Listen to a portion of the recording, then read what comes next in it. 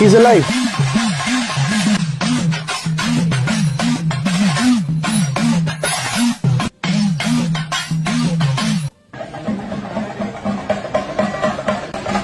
இது வீடியோவா பார்க்கும்போது நம்மளுக்கு அவ்வளவு வழிகள் இருக்கும் போது நேரடியா பார்க்கும்போது எவ்வளவு வழிகள் இருக்கும். ஏன்னா இது நிறைய இடத்துல நான் இதை போய் பார்த்திருக்கிறேன். நிறைய இடத்துல பார்த்துருக்கேன். நிறைய ஃபங்க்ஷன் நம்ம போகும்போது இதை நேரடியா நம்ம பார்த்திருக்கோம். நிறைய ஊர்கள்ல நடந்திருக்குது. இந்தியா ஃபுல்லாக நடக்குது. உலகத்துல சில இடத்துல இன்னும் நடந்துகிட்டு தான் இருக்குது. இந்த பழிகள் எந்த கடவுளும் கேட்கவே இல்லை. எந்த மதத்திலையும் கேட்கல. அதையும் சொல்லிடுறேன். ஏன்னா இல்லைன்னா கீழே வந்து கும்புருவீங்க, கதறுவீங்க. முஸ்லீம் இதுலயும் சொல்லல, கிறிஸ்டின் இதுலயும் சொல்லல, இந்து இதுலயும் சொல்லல. நீங்க எழுதின புத்தகத்துல இருக்கும். அது நீங்க எழுதின புத்தகம். அதனால கடவுளை கும்புற எவனுமா இருந்தாலும் இந்த பழிகளை யாருமே கேட்க மாட்டாங்க. ஏன்னா ஒரு பழி கொடுக்கறது, பழி கொடுத்தாதான் எனக்கு வரம் கொடுப்பேன் அப்படின்னு சொல்லிட்டு ஒரு கடவுள் சொல்றான்னா இருக்கிறதுலே பெரிய சாடிஸ்ட் யாருன்னு பார்த்தா அந்த கடவுளா தான் இருக்கும். எனக்கு கொடுத்தாதான் நான் செய்வேன், இல்லைன்னா நான் செய்ய மாட்டேன்னு சொல்றவன் எப்படி கடவுளா இருக்க முடியும்? நீங்க எல்லாரும் கடவுளை கும்பிடுறது வேற மாதிரி கும்பிடுறீங்க. நான் கடவுளை கும்பிட வேணாம்னு எந்த இடத்துல யாரையும் பதிவு பண்ண மாட்டேன். ஏன்னா நான் கடவுள் வந்து ரொம்ப நல்லாவே கும்பிடுவேன்.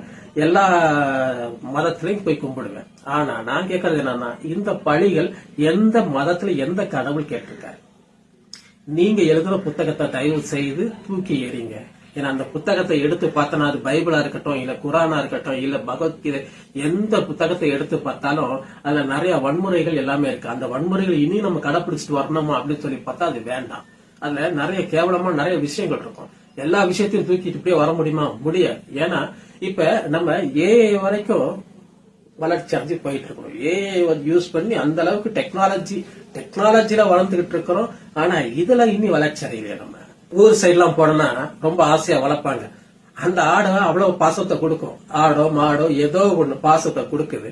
அந்த பாசத்துக்கு நீங்க கொடுக்கற விலை என்னன்னா பழி.